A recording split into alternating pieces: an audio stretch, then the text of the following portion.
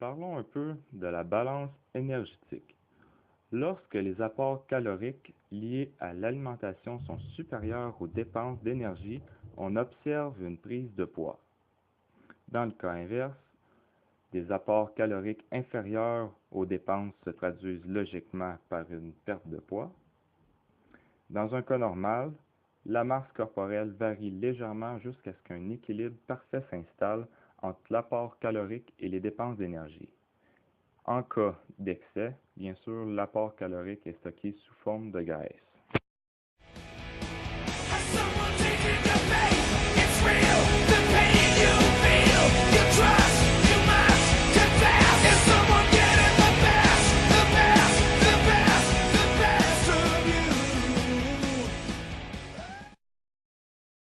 Parlons un peu de l'indice de masse corporelle.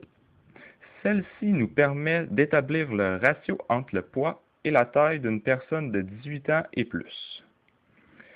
Par contre, celle-ci ne s'applique pas à des nourrissons, des enfants, adolescents ou femmes enceintes ou encore allaitantes, ou à des athlètes d'endurance, à des personnes de forte musculature et encore, elle ne s'applique pas à des personnes de plus de 65 ans.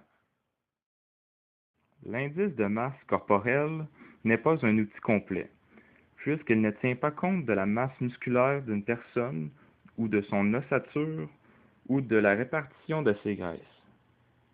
C'est pourquoi l'évaluation du tour de taille est très importante. Il y a deux types de graisse abdominale.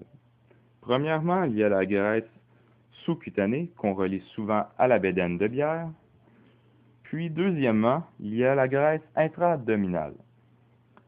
Celle-ci est plus difficile à déceler, car la graisse intra-abdominale est une accumulation de tissus adipeux entourant les viscères à l'intérieur de la cavité abdominale. La composition corporelle. Elle se définit essentiellement comme étant la répartition au niveau du corps des masses maigres et des masses grasses. Elle se mesure par rapport à la masse corporelle totale. L'effet yo-yo est un phénomène de reprise de poids important, faisant suite à une perte de poids volontaire due à un régime sévère. Le résultat est dû à la prise de poids est généralement supérieur au poids initial, d'où le nom effet yo-yo. Comme ce graphique beaucoup trop compliqué nous l'indique, le métabolisme de base correspond au minimum d'énergie nécessaire pour assurer la survie de votre organisme, c'est-à-dire pour veiller au bon fonctionnement de vos organes vitaux. Cela est aussi une série de réactions biochimiques pour une substance donnée. On pense à tort que les personnes sédentaires qui ne font pas d'activité physique ne brûlent pas de calories quotidiennement. En fait, toute personne au repos brûle constamment de l'énergie pour faire fonctionner ses organes vitaux, comme le cœur, la respiration, la digestion, le maintien de votre température corporelle, la circulation sanguine et bien d'autres. Le métabolisme de base diffère d'une personne à l'autre. Cela veut dire, en d'autres mots, que personne n'a besoin de la même quantité d'énergie pour bien fonctionner. Il y a 3 facteurs qui déterminent le métabolisme de base: le poids, l'âge et la taille. Ne pas s'alimenter en dessous de 1200 calories par jour est un excellent moyen d'augmenter son métabolisme de base, tout comme ne pas sauter de repas. Faire du sport est aussi un excellent moyen. L'activité physique est le moyen le plus facile d'augmenter votre métabolisme.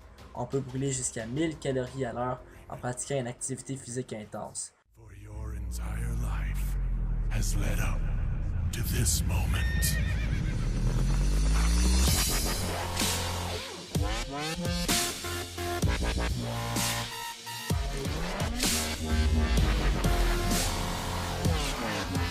Okay, yeah, let's do this. Yeah, let's go. Looking in my eyes, you never wanna cross me. Sensei, cause you don't wanna top me. Back down, not a master check. Yo, anything you need, I can blast a rock. V5, fold the fun. I can never have another good enough on the run. And the blade so sharp, I can cut your hand. My arm like a tree drunk Superman.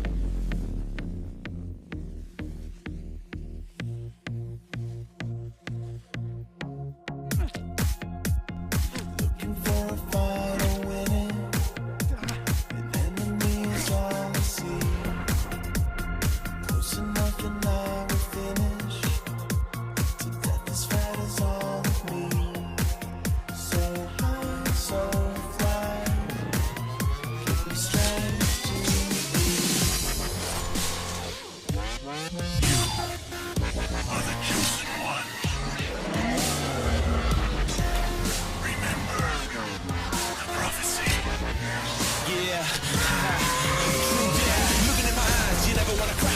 sensei, cause he's the one on top of me. Bow down, not a master chop. Yo, anything you need, I can blast a rock.